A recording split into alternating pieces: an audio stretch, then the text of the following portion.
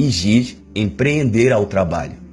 Depois de muitos séculos, os Igig se rebelaram, acreditando erroneamente que poderiam superar os seus mestres opressores. Sua derrota quase completa aniquilou a raça, deixando os Anunnakis sem a sua força de trabalho, incapaz de substituir os Igig. O governo de Nibiru, Anu, ordenou ao seu filho Enki que fizesse uma engenharia genética para uma nova raça escrava, o suficiente para realizar os trabalhos complexos, mas ainda ser subordinada aos Anunnaki.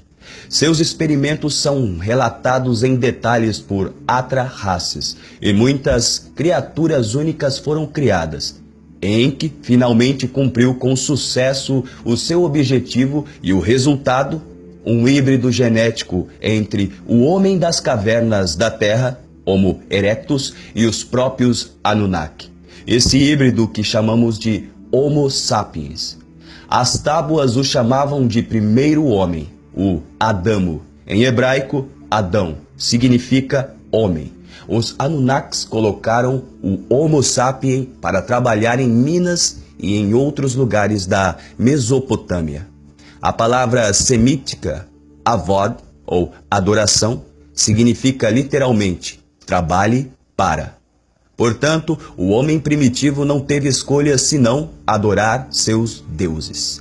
De acordo com pictogramas e textos, em comparação com o homem, esses Anunnaki que conhecemos viviam por muitos séculos. Eram gigantes em comparação com o Homo sapiens. Como seu objetivo principal na vida era servir aos Anunnaki, o Homo sapiens era, em troca, educado em habilidades sociais, assuntos acadêmicos e tecnologia. Tudo bem claro nas tábuas. Os novos escravos humanos eram estéreis, mas à medida que a procura de forças de trabalho aumentava, eles foram reestruturados para que pudessem se reproduzir. Isso levou à superpopulação, e mais tarde os humanos foram banidos da segurança de suas cidades, dando origem às histórias do Jardim do Éden e à história do banimento do paraíso para a procriação. À medida que os seres humanos evoluíam para se tornarem mais inteligentes, alguns líderes Anunnakis criados com humanos, as crianças resultaram dessas uniões proibidas entre as raças que se chamavam Nephilim, ou os gigantes da antiguidade. Os comprimidos dizem que essas práticas enfureceram Enlil, o líder naquela época, e que também era irmão de Enki. Enlil queria garantir que nenhum humano jamais levante para potencialmente governar Nibiru. E o cruzamento aumentava esse risco. Enquanto as populações humanas aumentaram ao longo de milhares de anos, descobriram que a natureza tem um plano para lidar com a sobrepopulação. Uma órbita de Nibiru cria estragos no sistema solar. Nibiru, também chamado de O Destruidor, no Koblen, que é um evangelho antigo encontrado na Escócia, que foi omitido dos textos bíblicos, como os pergaminhos do Mar Morto. Os homens esquecem os dias do Destruidor. Apenas os sábios sabem onde ele retornará e o horário designado. O Destruidor é a cor, brilhante e feroz e sempre em mudança. Era uma aparência instável, um feroz corpo de chamas.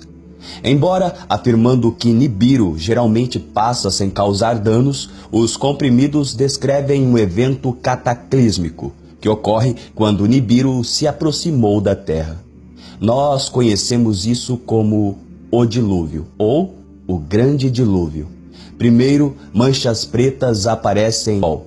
O campo magnético da Terra tornou-se mais fraco. As temperaturas subiram e as calotas começaram a derreter. Por dias antes do dia do dilúvio, a terra estava resmungando, gemendo e com muita dor. Durante noites antes da queda da calamidade nos céus, Nibiru, como uma estrela brilhante, foi vista.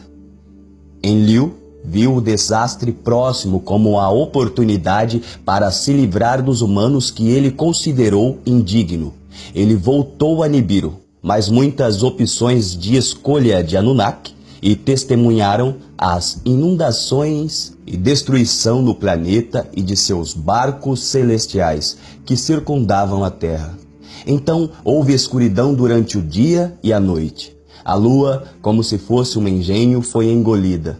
A terra começou a tremer por uma força antes desconhecida. Estava agitada. No brilho do amanhecer, uma nuvem negra surgiu no horizonte. A luz da manhã se transformou em escuridão. Então, o som de um trovão ondulado cresceu e os relâmpagos iluminaram os céus. Naquele dia inesquecível, o dilúvio, como um rúgido, começou.